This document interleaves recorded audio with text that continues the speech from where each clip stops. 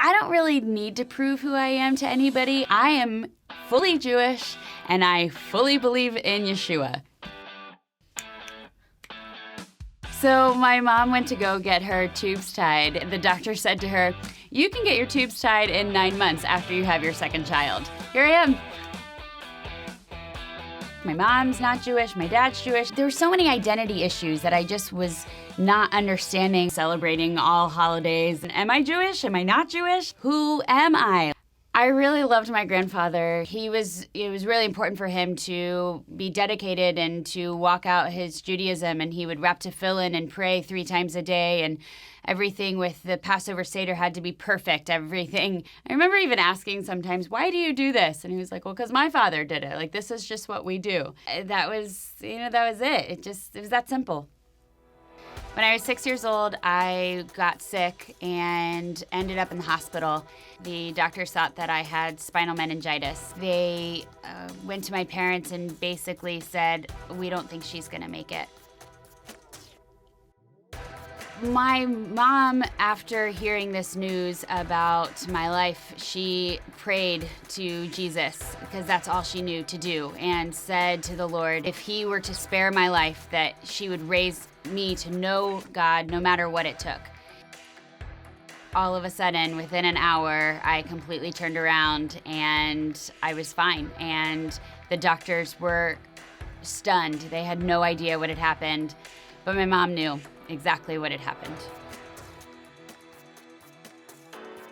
My dad didn't want to go to church. He was always trying to hold on to his Judaism. You know, we're Messianic Jews, we're not Christians. I was not allowed to go to the actual church on Sunday. I was only allowed to go to the youth group on Wednesday night because we didn't meet in the church. But I needed a story of my own. I wanted to know that my faith was, that I believed in Yeshua for me, not because my parents raised me in this.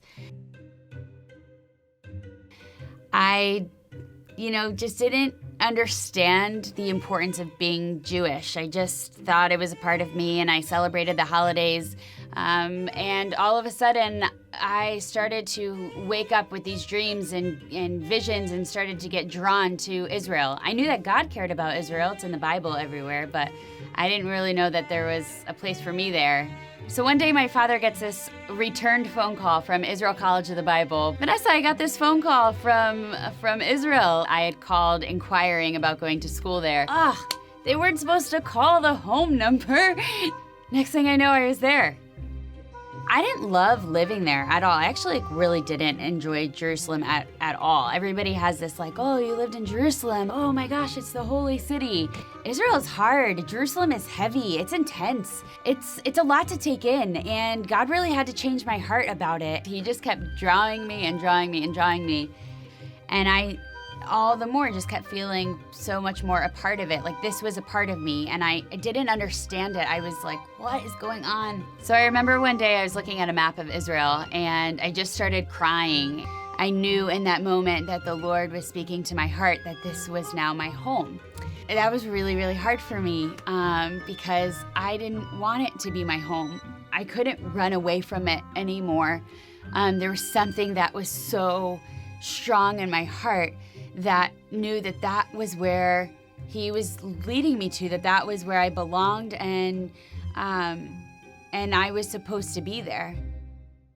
I actually got denied twice in getting my citizenship. And finally, I just went back at God like, "You're the one that told me to do this. You're the one that's drawing me here. I didn't ever want this." And I was just done. I was like, "I'm going home. That's it." So the next day, I get a phone call from the Minister of Interior, and he says, "Vanessa, I need you to come in because you are now officially an Israeli citizen."